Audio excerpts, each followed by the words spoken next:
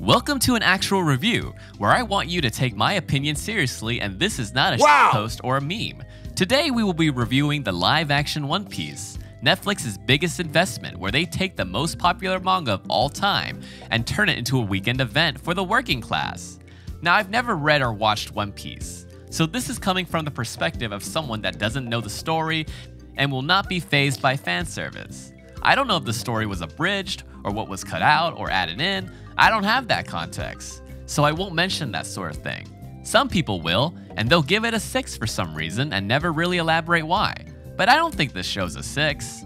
This show has done something for me that I always wanted, but I was always intimidated by because I'm a bitch who has trouble reading.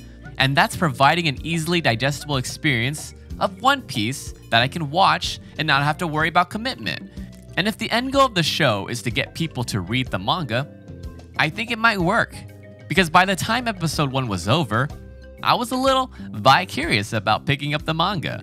And I think if you're a newcomer who is also bi-curious, but you're afraid of the length and size of the manga that has over 1,000 chapters of very dense reading, then it's okay to start off with something small, like the live action. And if you like it, you can work your way up into taking something much bigger.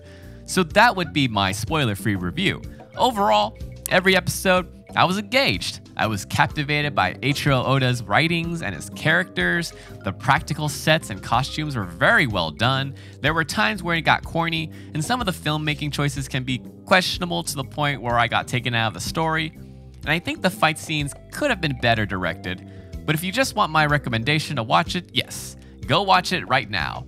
I feel like the only people that might dislike this show are the fans who might have certain expectations, people that only watch serious dramas, or people going into it expecting to hate it. This show has a lot of broad appeal to people that might not watch anime. It's silly, but you're gonna be laughing with it and not at it, which does not usually happen for live-action adaptations of anime and manga, which is cool.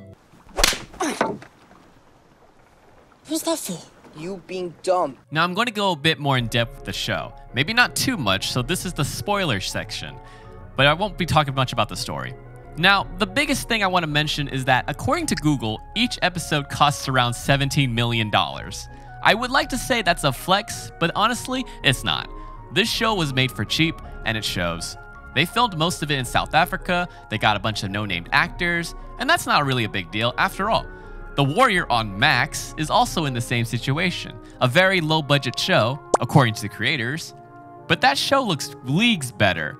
So what I imagine happened that caused this inflated numbers are reshoots.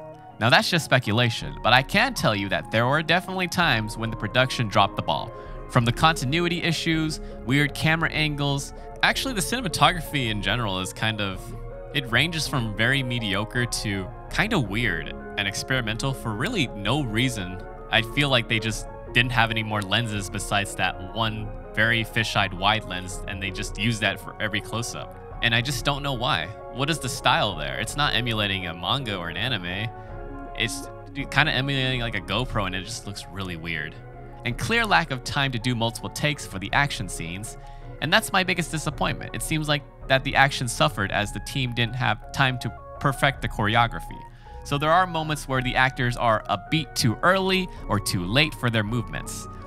Now this isn't for every fight scene. There are some that were directed well, but most of the time I find myself saying, man, I wish this fight was a little bit better.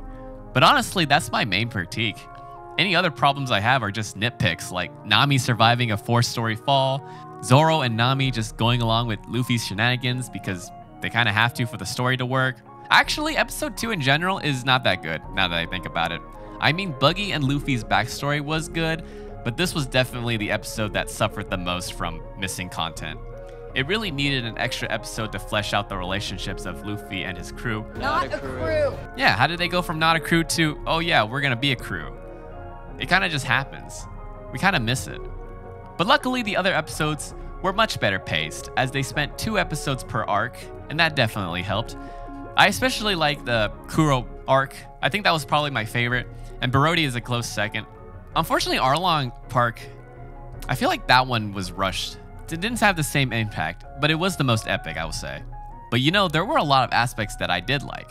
One of it being the music, especially when it got very Monkey Island-esque. It was a bop. I also rather like the main motif of the show's theme song. Every time I hear this, I got pretty hyped, especially when it revealed the Jolly Roger. I really liked how they changed the title graphic each episode. It gave the show a lot of personality. And I think that's the best aspect of this show, is that there is so much personality.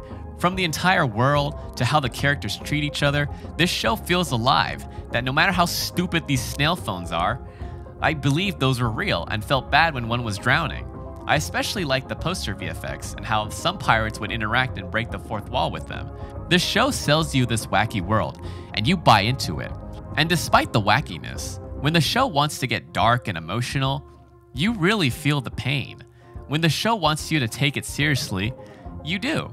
I got teary-eyed during all of the quote-unquote sad moments, and I actually cried when Sanji said goodbye to Seth.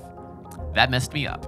I don't want to get too into the story, but standout characters include Nami, Usopp, Kobe, Buggy, Garp, and of course Luffy.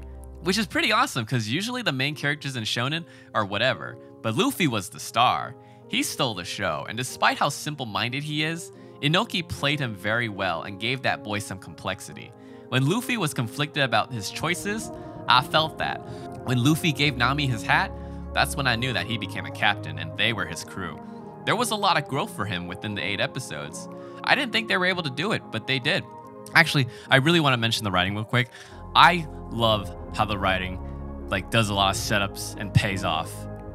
Like, the amount of times they allude to something only for it to come back later is amazing. Like, for example, episode 1, they mention Kuro as some guy that was beaten by the axe hand guy. I forgot his name. That is the one thing I'm bad with names. And then in episode 2, there's a poster of Kuro just randomly there, just to keep that name in your mind. And then episode 3, when they reveal him, I was like, oh shoot, he's Kuro. And that was awesome. And they do that so many times for other things. And I do know that the writing for One Piece is really good when it comes to setups and payoffs. That there's times where things are set up since episode 1 that don't get paid off until episode 1000, which is insane. But yeah, that kind of aspect is in the live action. I really like that. So if I was gonna rate it, I would probably give it an 8 out of 10. I cannot give it any higher because if I was to compare it to other live action adaptations of manga, a 10 out of 10 for me would be Old Boy, and 9 out of 10 are the Rurouni Kenshin films. And One Piece is not at that level. But it is one of the better Netflix shows out there right now. And honestly, I hope there's a season 2, because from what I've heard, the story just gets better, so that 8 out of 10 could be a 9 out of 10 or a 10 out of 10 for season 2, if they can keep this quality up and learn from their mistakes. Anyway, let me know what you thought about the live action in the comments down below. Don't forget to like and subscribe, and I hope you have a good day. Okay, bye!